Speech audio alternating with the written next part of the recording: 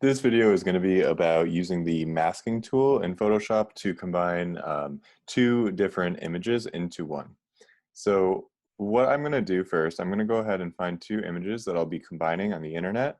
And in one, I'm looking for background, and in the second one, I'm looking for foreground, or the subject that would be imposed on top of the background. So as you can see, I've loaded the Mona Lisa by Leonardo da Vinci, 1500s, and I've loaded this picture of Beyonce at the 2017 Grammys because they are going to make a great image together. I think, I have no idea how it's going to turn out, but we will see together.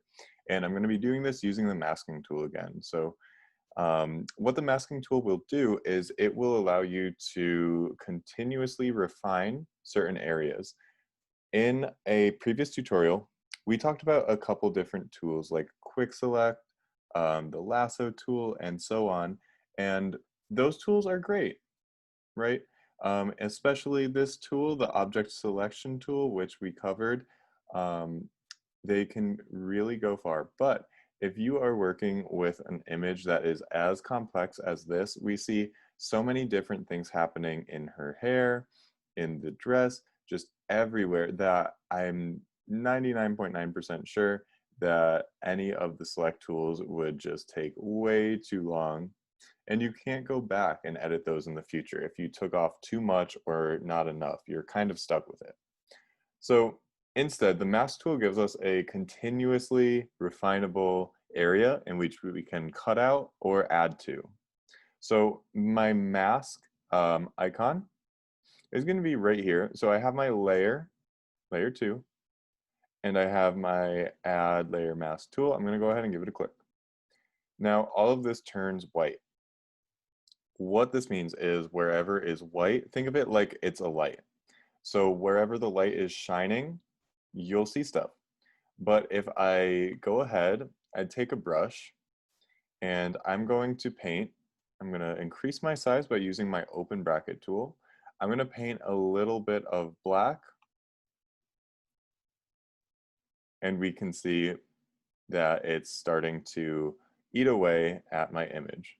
This could already be an interesting image of Mona Lisa as Beyonce, but we won't even get into that. That's hilarious. Okay, so what we're gonna do, we're gonna go ahead and we're gonna take the background out. Now we can refer back to those tools, of course. Like, I'm gonna go ahead, use the object selection tool, and we're going to just see what this will do for us. It won't do it all at this point, I'm pretty sure. It's loading because it's super complicated.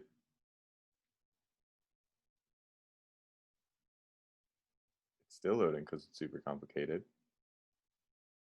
Now you can also do a couple of other tools in which I haven't really talked about yet, but in the toolbar at the very top, there's select, and you can use this to actually select in different ways. You can select by color, for example, select color range. You can select, whoops, there we go. So you can grow the area that is selected already. You can select similar colors and so on. So these are some tools that you can also experiment with in this part of your photoshopping. But we can see here, really, it did not do a great job all around. And if I were to go ahead and delete that, see how much of that crown is still it's still visible on the page. See, that's working against us. So what we're going to do, we're going to go ahead and load up our layer mask. And by that, I mean clicking on our layer mask instead of our layer. We want to be painting our layer mask. We do not want to be painting our person or whatever it is. So we're going to go ahead. I'm going to want to paint the outside black. If I were to paint Beyonce, her outfit, whatever, her crown, her hair, black, then that would say it's invisible. We would have Mona Lisa showing through behind it. So I go to select. I'm going to select the inverse, which means that I'm going to have all this area around her selected. She's not selected anymore. Going in. and I will start my process here. And so far it's working out pretty good. I have a little bit of a funky area down here, of course, where I have Mona Lisa's arm showing through.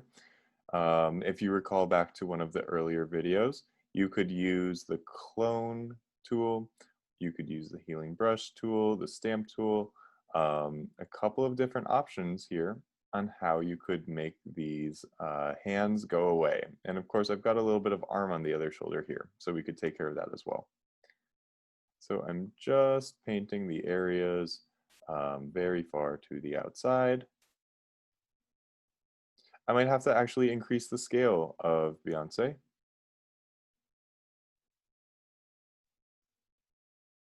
And I'm using this, notice the feathering in my brush. I didn't want to choose the one in which it was a solid circle because I actually want to leave it a little wispy for this purpose so that I can make it look maybe even a little bit distressed like the old painting would be. Going in between in those areas where it still just seems a little bit too dark. And all right, so here we are right now. If there were any areas that I were to have made a mistake, I want to go back in, I want to bring those out. You have the handy little flip tool right here. So I have black, of course, and white. And again, just going back to that, if you are using white, you will be able to bring that part of the image back out. All right, my computer's finally freeing up. All right, and again, I will have to just tweak the size a little bit later on. All right, so now here we go. I'm gonna go ahead and click back to the layer of Beyonce. I don't wanna be on the layer mask because this is just black and white. I'm clicking back to the image. It's rich in color. Here we go. Photoshop is once again in working condition. It got its little nap. Here we go. So I've selected back the picture of Beyonce, and I'm going to go ahead and go to select, color range, and I'm going to try my best to select a little bit of this darkness between her hair over here. Now, if I increase my fuzziness, we can actually see where it's selecting, and we can see that it's just starting to select more and more everything that's just kind of dark in this image. And really, I don't want all that. I just want a little bit to be able to be taken away.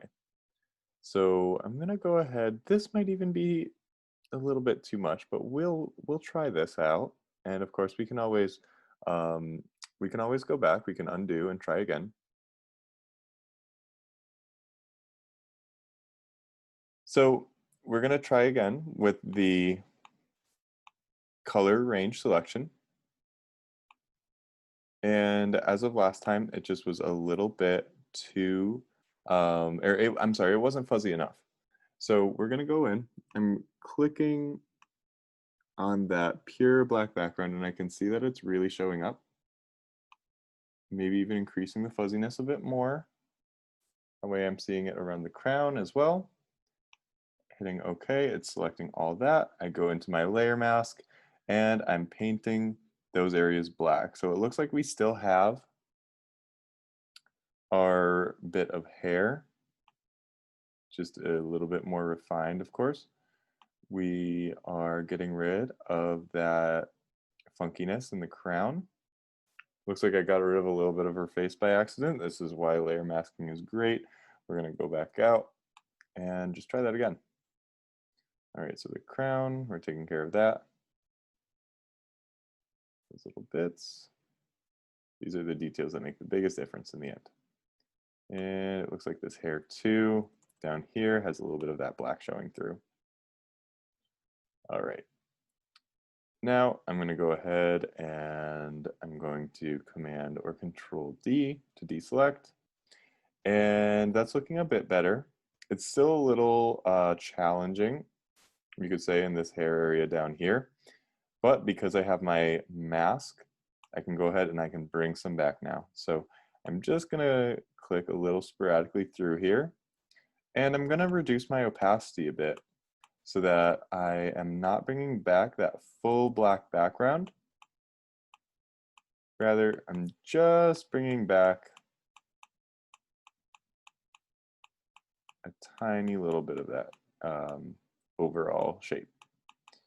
And there was more towards the top, so I'm just focusing on the top, kind of fading it out a little bit. And now I feel as if once it is over our Mona Lisa background, feeling like it'll work a little bit better for us. All right. So now the only like tricky areas are just these ones around the crown, and those ones would be actually fairly simple to go in, and you can magnetic lasso around them. Again, we're making sure that we're on the original image. I'm not going to do all of this because I think you all will get the idea of how to make the magnetic lasso, the quick select, or the magic wand tool that we've worked with in the past work for our purposes here. So I'm going to go ahead and whoops, just close that off, Control or Command D, just Windows or Mac to fix it. And here we go. So of course I could enlarge the size a little bit to make it work, but for the most part you get the idea of masking, hopefully, from this video, that you can go back in and out and continuously refine what will be showing through and through. The hair is looking better. I can still change it if I want to. I can even get rid of it there, again painting it black. And whoops, my opacity is way down. Whoops, trying to type in 100. There we go. So I could even paint it black if I didn't want it. Though this way we start to get that ghosty, fadey thing where her hair looks so super solid, that it starts to get rid of some of that, some of those little natural bits that we kind of recognize as normal in our photos. So it is an option, of course, but personally, I think that this looks a little bit more realistic, more practical for our use right now. Right? Hopefully this tutorial made sense. I'm looking forward to seeing what you're doing with your layer mask, what images you may be combining. All right, and just for funs at the end, I went through and I used my clone stamp and my healing brush tool to extend the background. You can actually see when I release my image of Beyonce there, I went over for the most part, except for one little oops here, in a new layer, created that background. I went in under her, make sure it was all seemingly okay. A couple of quick hacks, of course, that you can always do under image, auto tone, contrast, and color. If we wanted to match the image a little bit more, I like to do all three to just make sure that it's in the same place visually. And of course, then you can always put a filter like we talked about in one of our previous videos. So just so that you can see the tie-in between all these skills you're learning. Of course, artistic, we might be able to create something using one of these effects that could imitate the painting effect, right? I could do, I'm just exploring like crazy right now. Underpainting and so on, for example. Looks like that's a little bit too much.